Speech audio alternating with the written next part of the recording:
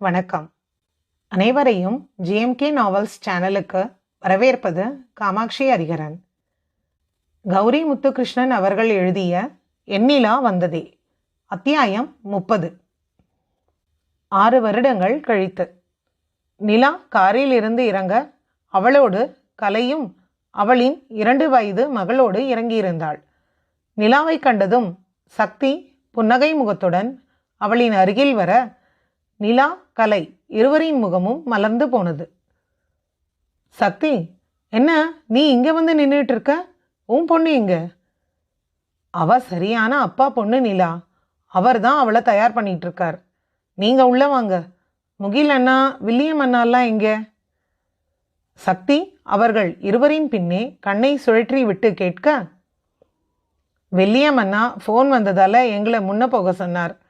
முகில் அவர் பொண்ணுக்கு டயப்பர் மாத்திக்கிட்டு இருக்கார். நிலா கூற சக்தி அவர்களை உள்ளே போக சொன்னாள். நிலா வீட்டின் உள்ளே செல்ல அவளை கண்டு செந்தில் முருகன், தனபால், தாரிணி எல்லாம் வரவேற்க தாரிணி கலையின் மகளை வாங்கி கொஞ்சியிருந்தார். அம்மா எங்கப்பா? நிலா கேட்க, இங்கே தானே இருந்தா. காவியா அவ பொண்ணு பிரீத்தியை விட்டு பிரான்ஸ் போயிட்டா. உங்க அம்மா அவளோட சுத்திக்கிட்டு இருக்கா. செந்தில் முருகன் சொல்ல நிலா புன்னகைத்து விட்டு அமர்ந்திருந்தாள். முகில் அவனின் மகன் வெற்றிவேலனை அழைத்து கொண்டு வர முகிலின் மகள் நிறைமதியை வில்லியம் தூக்கி கொண்டு வந்தான். மாமன் தோளில் சாய்ந்து கொண்டு அங்கிருக்கும் வண்ண விளக்குகளை எல்லாம் கண்ணில் நிறைத்து மழலை மொழியில் கதை பேசியவளை வில்லியம் ரசித்து கொண்டிருந்தான். நிலா அருகில் வந்து அமர்ந்தவன் மகனை அவனின் அருகில் அமர வைக்க அவனோ செந்தில் முருகன் அருகில் சென்றிருந்தான். வில்லியம் வந்து அமரும் முன்னே மதியையும் வாங்கியிருந்தார் முருகன். உங்க அப்பாக்கு என்கிட்ட இருந்து உங்களெல்லாம் பிரிக்கிறது தான் வேலையா மூணும்? முகில் நிலா காதில் கேட்க, என்னப்பா அவருக்கும் பேரப்பிள்ளைகளை கொஞ்சம் ஆசை இருக்காதா? நிலா அவனை திருப்பி கேட்க, என்னவோ பார்க்காத பிள்ளைங்கள பார்த்த மாதிரி என்ன ஒரு நடிப்பு. சனி ஞாயிறு 2 நாளும் அங்கே இருந்துட்டு இன்னைக்கு காலையில் தானே வந்தீங்க. இப்போ பார்த்து பல வருஷமான மாதிரி பாஞ்சு வாங்கிட்டு போறாரு. அதான் கேட்டேன். இப்போ என்ன, இதுக்கு எங்கள் அப்பாவை வம்புக்கு இழுக்கிறீங்க? ஆமாம், உங்கள் அப்பா எனக்கு முறை பொண்ணு பாரு, நான் வம்புக்கு இழுத்து விளையாட. முகில் சொல்ல, வெற்றி அண்ணா என உற்சாகமாக ஓடி வந்தான் சாத்விக். அவன் பின்னே சர்வா அவனின் 1 வயது மகள் ராதனாவுடன் விழாமேடைக்கு வந்திருந்தான். சர்வேஸ்வரன் அனைவரையும் வரவேற்க முகிலை கண்டதும் தன் கையில் இருந்து முகில் கைகளுக்கு தாவும் மகளை கண்டு சர்வா பொய்யாய் முகிலை முறைக்க, நான் ஒன்றும் பண்ணலப்பா, அவளாதான் வந்தா. முகில் சொல்ல, எனக்கு பிடிச்ச என் வாழ்க்கையில் முக்கியமாக இருக்கிற பொண்ணுங்களெல்லாம் உன் பக்கம் எப்படி முகில் இழுக்கிற? நிலா, சக்தி, இதோ இப்போ ராதனா. ஏதாவது கேட்டா ஒன்றும் செய்யலையாம். சர்வேஸ்வரன் கேட்க, சத்தியமா நான் ஒன்றும் செய்யல சர்வா. என்ன பார்த்தா தானா வராங்க, நான் என்ன செய்வேன்? இங்க என்ன ஈஸ்வர் பண்ற? போய் கேக் கட் பண்ணு. சக்தி அவனிடம் முகம் சுருக்கி கூறியவள் முகிலை புன்னகையோடு உபசரிக்க சர்வா மீண்டும் முகிலை முறைத்துவிட்டு நகர, தனியா போய் கட் பண்ணுவியா? தனாவை வாங்கிட்டு போ. சக்தி சொல்ல அதற்கும் சர்வா முகிலை பார்க்க வில்லியம் புன்னகையுடன் ராதனாவை வாங்கி அவன் கையில் கொடுக்க சர்வேஸ்வரன் மேடைக்கு சென்றிருந்தான்.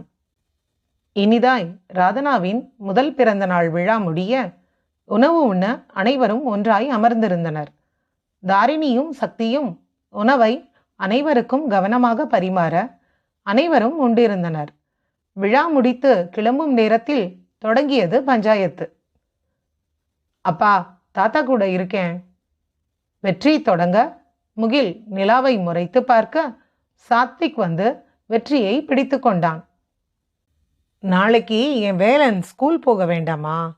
அப்பா சனிக்கிழமை தாத்தா வீட்டில் கொண்டு போய் விடுறேன். இப்போ அப்பா கூட வருவியாம். முகில் சமாதானம் பேச, அண்ணா வேணும். முகம் சுருக்கி பாவமாய் சாத்விக் கேட்க, இருக்கட்டுமே அண்ணா, நாங்கள் கூட இருக்கோம், ஒரு கவலையும் வேண்டாம். சக்தி கூற, பிரீத்தியும் வெற்றி அருகில் வந்து நின்றிருந்தாள். பெருமூச்சு விட்டவன் மகனை மாமனாரிடம் ஒப்படைத்துவிட்டு சென்றிருந்தான். இல்லம் வந்ததும் காரை விட்டு இறங்கி வீட்டினுள்ளே சென்றவனைக் கண்டு கலையும் நிலாவும் சிரித்து கொண்டனர். இவன் முன்கோவம் எப்ப மாறுமோ தெரியல, 2 பிள்ளைக்கு அப்பா மாதிரியா இருக்கான். வில்லியம் கேட்க நிலா அதற்கும் சிரித்திருந்தாள். வில்லியம் அவன் மகளை வாங்கிக் கொண்டு பக்கத்தில் இருக்கும் அவன் இல்லம் உள்ளே நுழைய, கலை நிலா கையில் இருந்த மதியை வாங்கி கொண்டு அவள் இல்லம் நோக்கி நடக்க, கலை, என் பொண்ணை எங்க தூக்கிட்டு போற?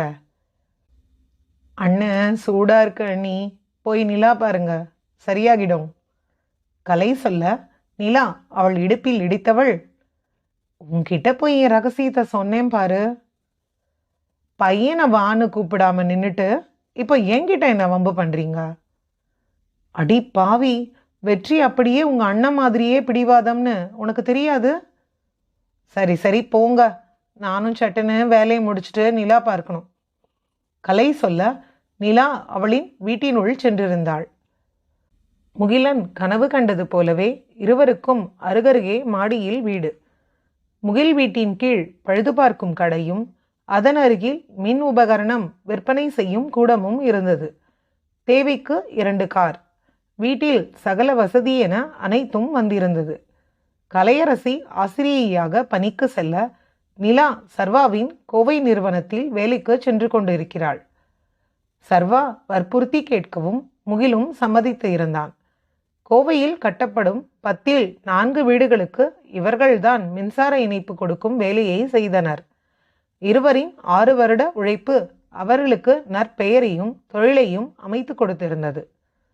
செந்தில் முருகன் அடிக்கடி இல்லம் வந்து மகளோடு உறவை பலப்படுத்தி இருந்தார். முகிலும் மாமனாருடன் தாமரை இலை நீர் போல உறவில்தான் இருந்தான். சர்வேஸ்வரன் திருமணம் காண சென்று தனபால், தாரிணி, சக்தியுடன் நெருங்கியிருந்தனர். பத்மா நிலாவுடன் பேசத் தொடங்கியிருந்தார். ஆனால் முகில் அதை பேச்சோடு மட்டும் நிறுத்தியிருந்தான். பத்மா அவன் இல்லம் வர தடை விதித்தவன். அவனும் மாமனார் இல்லம் செல்வதை தவிர்த்திருந்தான். வருடங்கள் 6 சென்றிருந்தாலும் வலிகள் மறையவில்லை. அவனுக்கு தாயே மகளை நிர்கதியில் விட்டது ஒரு பக்கம் என்றால், பிரசவ நேரத்தில் நிலா அம்மா அம்மா என கதறியதும், அரை மயக்கத்தில் அவளை அறியாது அம்மா வேண்டும் என்று கேட்டது என எல்லாம் முகில் மனதை பெரிதும் வருத்தி இருந்தது. அவரிடம் பேசவோ உறவாடவோ முகிலுக்கு விருப்பமே இல்லை. கணவனின் மனதை அறிந்து இருந்த நிலாவும் மாதம் ஒரு வார விடுமுறைக்கு மட்டும் அப்பாவின் இல்லம் சென்று வருவாள். மற்ற நேரத்தில் அவள் உலகம் முகிலை சுற்றிதான். முகிலுக்கும் உலகம் அவன் குடும்பம் மட்டும்தான். இரவு உணவை மனைவி மக்கள் மூவருக்கும் ஊட்டிவிட்ட பின்தான் அவன் உண்பான். நிலாவுக்கு கால் பிடித்து தலைவருடி தூங்க வைப்பான். அவர்களின் வாழ்வில் வசதியில் மாற்றம் வந்து இருக்கலாம், ஆனால் அன்பில் மாற்றம் என்பதே இல்லை. நிலா வீட்டின் உள்ளே செல்ல முகில் படுக்கை அறையில் முதுகு காட்டி படுத்திருந்தான். நிலா உடை மாற்றி அவன் மீது படர்ந்து இருக்க அவளை தள்ளிவிட்டிருந்தான். ஒய் கிளவுடு, ரொம்ப பண்ணாத. காலையில் உன் பையன் இங்கே வந்து உன் கையால் தான் காலே கழுவுவான். இதில் என்னவோ பல நாள் விட்டு வந்த மாதிரி சீன் போட்டிருக்க. 2 நாளாக அவன் என்னோட தூங்கலை, இன்னைக்கும் என்னோட இல்லை. எனக்கு கஷ்டமாக இருக்கு. இது என்னப்பா, அவனும் தாத்தா பாட்டி வீட்டில் இருக்கணும் தானே. அவனோட சின்ன சின்ன ஆசையை அவன் செய்யக்கூடாதுன்னு சொன்னால் எப்படி? எல்லாம் புரியுது, ஆனாலும் எனக்கு என் பையன் வேணும். வருவான் காலையில், அவனையே கட்டிக்கிட்டு கொஞ்சம் போ. இந்த கலை மதியை நான் பார்த்துக்கிறேன், நீங்கள் நிலா பாருங்க அண்ணின்னு சொன்னான். நான் எங்கே நிலா பார்க்க? என்ன, மதியையும் விட்டு வந்துட்டியா? முகில் கேட்க நிலா முறைத்து விட்டு குளியலறை சென்றிருந்தாள். குளித்து வந்தவள் அமைதியாய் படுக்க பாலோடு வந்து நின்றான் முகில். முனு, பால் குடிச்சிட்டு தூங்கு. ஒன்றும் வேணாம். அப்பதாண்டி நிலா பார்க்க உடம்புல தெம்பு இருக்கும். முகில் சொல்ல நிலா திரும்பி பார்க்க அவளை கைகளில் அள்ளி கொண்டு மாடிக்கு சென்றிருந்தான். மாடியில் வந்து வெறும் தரையில் படுத்து நிலா வானில் உள்ள நிலாவை பார்க்க முகில் அவனின் நிலாவை பார்த்திருந்தான். கோவம் போயிடுச்சு போல கேண்டிக்கு. எனக்கு கிடைக்காத ஒரு விஷயம் என் மகனுக்கு கிடைச்சிருக்கே, அதை யோசிக்கவும் மனசு அமைதியாகிடுச்சு. யாருமே இல்லாம ஏக்கத்துல கிடந்தேன் மூணு. என் வாழ்க்கை அதோ அந்த வானம் மாதிரி அழகா பிரகாசமா இருக்க காரணமே நீதான். முகிலினியன் சொல்ல நிலா அவனை அணைத்திருந்தாள். மொட்டை மாடி மேலே ஒற்றை மழையாகிறேன், ஒட்டடையின் மேலே பட்டாம்பூச்சி பார்க்கிறேன், உணராத எதுவோ என்னை தாலாட்டுதே, தினம்தோறும் அதையே மனம்தான் கேட்கதே, சாம்பல் மேலே பூவின் பாதம் கோலம் ஆகிறதே, அந்தி மாலை நேரம் ஆற்றங்கரையோரம் நிலா வந்ததே, என் நிலா வந்ததே. அடுத்த நாள் காலையில் முருகனுடன் வந்து நின்ற மகனை வாரி அணைத்து முத்தமிட்டு இருந்தான் முகில். கலையும் நிறைமதியை கொடுக்க இருவரையும் நிலா அருகில் படுக்க வைத்தவன் மூவரையும் நிறைவாய் பார்த்துவிட்டு அவனின் காலை வேலைகளை பார்க்க தொடங்கியிருந்தான். நிறைவு. ஆசிரியர் குறிப்பு: இல்லாமையால், இயலாமையால் அல்லது எதிர்பாராத விபத்தால் உருவாகும் அனாதை குழந்தைகளை விட ஒரு தனி மனிதனின் சுய நலனுக்காக அனாதையாகும் குழந்தைகள் இங்கு ஏராளம். இயலாமையால் அனாதையான நிலா மீண்டும் மனிதர்களின் சுய நலனுக்காக அனாதையாக்கப்பட்டிருக்கிறாள். உங்களின் தேவைக்கு தத்து எடுத்துவிட்டு பின் அந்த குழந்தையை அனாதையாக்க நினைக்காதீர்கள். நிலாவுக்கு முகில் கிடைத்தது போல அனைவருக்கும் அன்பும் ஆதரவும் கிடைப்பது சாத்தியமில்லை. ஒருவர் அனாதையாக்கப்படுவதை விட உலகில் வேறு என்ன கொடூரம் இருக்க முடியும் சொல்லுங்கள்? நான் அறிந்த என் நட்புக்கு நிகழ்ந்த உண்மையான நிகழ்வு இது. 18 வயதில் தான் ஒரு அனாதை என அறிந்து அவளது வாழ்வை அவளை போராடி சீரமைத்து கொண்டாள். இப்போது நலமாக இருக்கிறாள். முகிலின் அளவில்லா அன்பும் கொஞ்சலும் முன்கோபமும் உங்களுக்கு பிழையாக தெரியலாம். இத்தனை நாளும் எதுவும் இல்லாதவன் அவனுக்கு தானே தெரியும் இருப்பதன் அருமை. இருப்பதை கொண்டாட தெரிந்தவன் அவன். வெளிச்சம் இல்லாதவன் வாழ்வில் வந்த நிலா அவள். சக மனிதம் மீது அன்பில்லா வாழ்வு என்ன வாழ்வு? அன்பை பகிர்வோம். அன்பு அனைத்தும் செய்யும். அன்புடன் கௌரி முத்துகிருஷ்ணன்.